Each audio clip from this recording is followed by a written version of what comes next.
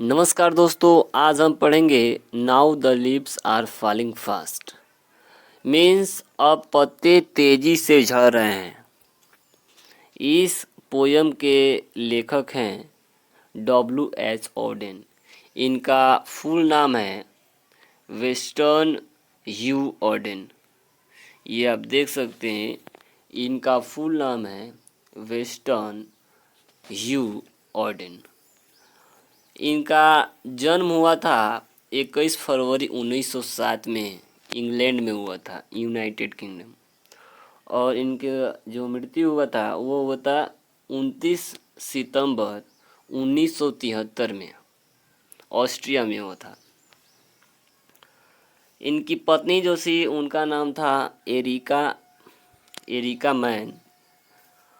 He left England as early as 1939 to settle permanently in the United States।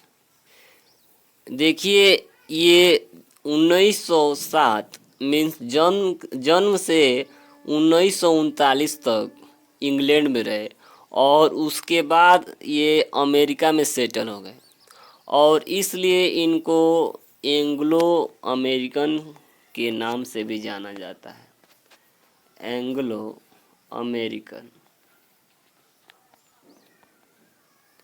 ये Anglo American है क्योंकि ये 1939 के बाद अमेरिका में सेटल हो गए। Odean work is divided in British and American phase, और इसलिए इनकी कुछ रचनाएं अमेरिकन हैं और कुछ रचनाएं इंग्लैंड के हैं। इनकी रचनाएं दो फेज में बटी हुई हैं, ब्रिटिश और अमेरिकन। और अगर ब्रिटिश फेज की बात करें तो इनकी रचना है the orator, the dance of the dead, look stranger, Spain. और अगर अमेरिकन फेज की बात करें तो अमेरिकन फेज में है new year letter, the age of anxiety. चलिए आगे देखते हैं। Now the leaves are falling fast, ये लायरिक है। लायरिक का मतलब होता है जिस कविता में मनुष्य के व्यक्तिगत विचार प्रकट होता है उसे लिरिक कहते हैं, या इसको प्रोनाउंसिएशन या लिरिक कहिए या लायरिक कहिए। तो now the lips are falling fast एक लिरिक है। ये इम्पोर्टेंट टॉपिक है, आप इस पर ध्यान देंगे। Innate the frustration inherent in human life. नमस्कार दोस्तों, आज हम पढ़ेंगे now the lips are falling fast. Means अब पत्ते तेजी से झड़ रहे हैं। इस पोयम के लेखक हैं W.H. ऑडेन। इनका फुल नाम है वेस्टर्न ह्यू ऑडेन। ये आप देख सकते हैं, इनका फुल नाम है वेस्टर्न ह्यू ऑडेन। इनका जन्म हुआ था 21 फरवरी 1907 में, इंग्लैंड में हुआ था, यूनाइटेड किंगडम। और इनके जो मृत्यु हुआ था वो हुआ था 29 सितंबर 1973 में, ऑस्ट्रिया में हुआ था। इनकी पत्नी जो थी उनका नाम था Erika Mann. He left England as early as 1939 to settle permanently in the United States। देखिए, ये 1907 मीन्स जन्म से 1939 तक इंग्लैंड में रहे और उसके बाद ये अमेरिका में सेटल हो गए और इसलिए इनको एंग्लो अमेरिकन के नाम से भी जाना जाता है, एंग्लो अमेरिकन। ये एंग्लो अमेरिकन है क्योंकि ये 1939 के बाद अमेरिका में सेटल हो गए।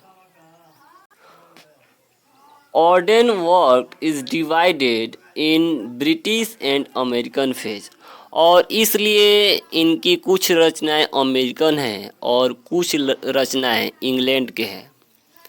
इनकी रचनाएं दो फेज में बटी हुई हैं, ब्रिटिश और American.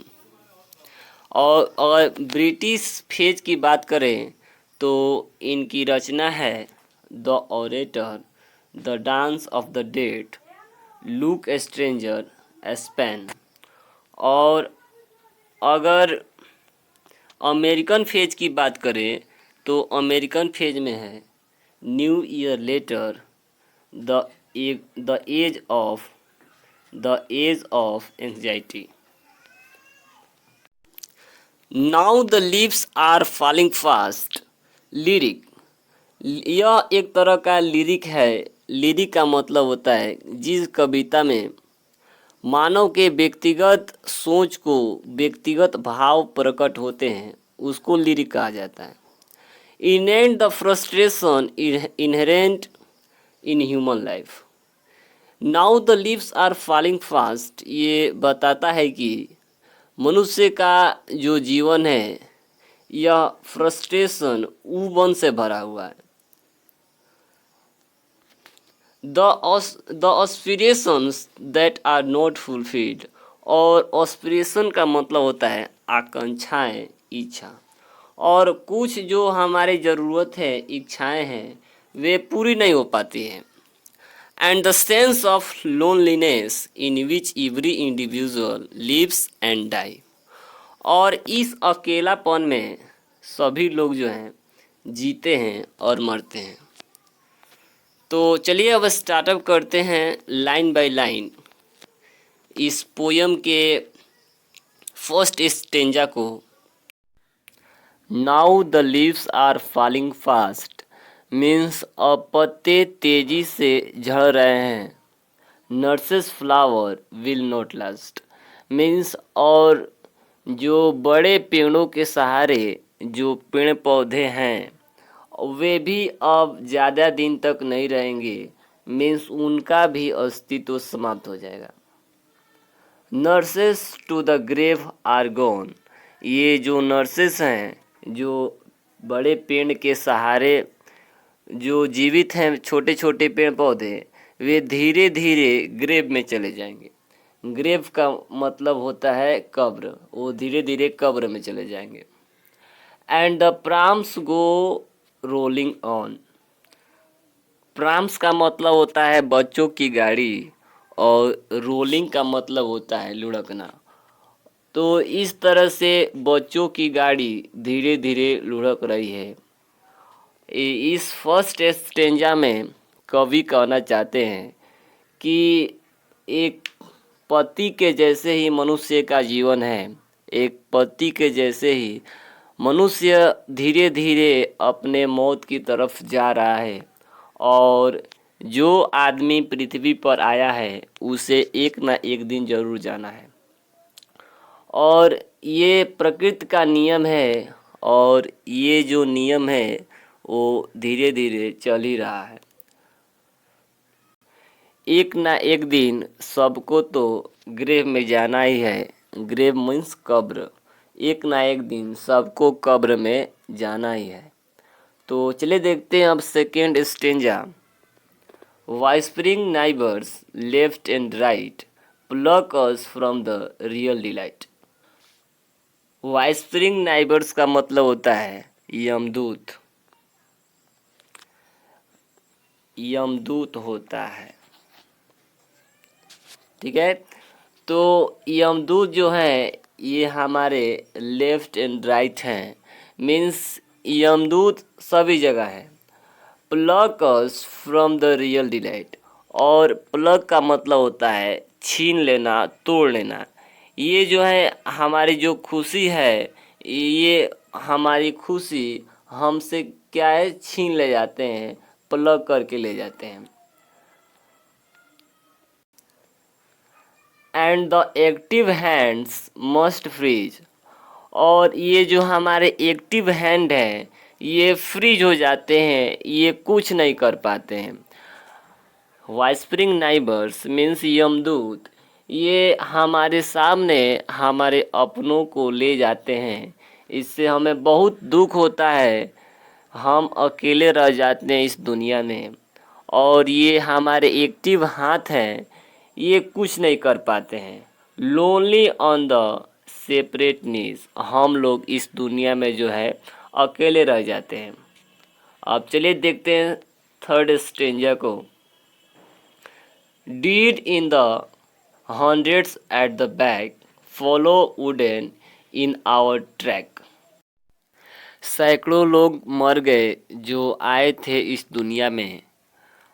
Follow wooden in our track, और हमने कई बार देखा है कि वुडन का मतलब होता है कॉफिन, ठीक है। तो हमने कई बार देखा है arms raise stiffly to reprove in false attitude of love, means हाथें उठती हैं ईश्वर के विरोध के लिए कि हे ईश्वर, आप हमसे हमारे परिजनों को, हमारे मित्र सखे संबंधियों को छीन लेते हैं। तो जो ये प्यार है यह एक तरह का दिखावा है। ऐसा नहीं होना चाहिए कि आप जिंदगी देकर छीन लेते हैं। Starving through the leafless wood, trolls run scolding for their food। Starving का मतलब होता है भूखमरी, मीन्स लोग जो है भूख से मर रहे हैं। और इस पर्ण रहित मीन्स बिना पत्तों वाले जंगल में ट्रोल्स जो हैं, ट्रोल्स का मतलब होता है दुष्ट जीव जो लोगों को सताते हैं। ये अपने भूख की तलाश में, अपने भोजन की तलाश में इधर उधर घूम रहे हैं। And the Nightingale is dumb, और अब बुलबुल भी मूक है, अब ये भी गा नहीं रही है। And the angel will not come, और अब तो कोई फरिश्ता भी नहीं आने वाला है कि ये सभी चीज़ें ठीक हो जाएं। Cold impossible ahead list the mountains lovely head, हम जैसे जैसे पहाड़ों की चोटियों पर चढ़ते जाएंगे तो हमें बहुत से मनोरम दृश्य दिखेंगे, वे सुंदर सी चोटियाँ।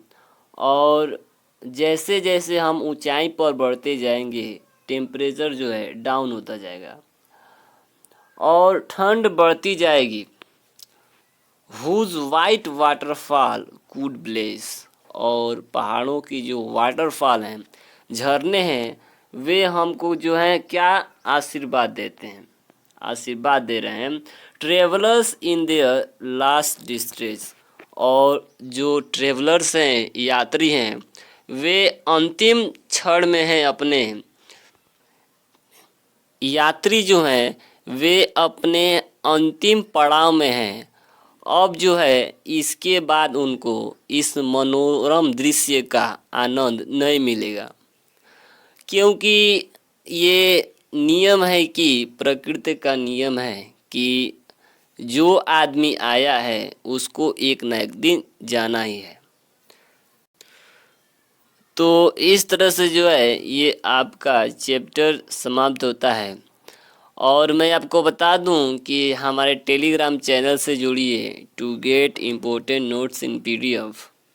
तो चलिए आगे मिलते हैं एक नए वीडियो के साथ, तब तक के लिए जय हिंद जय भारत।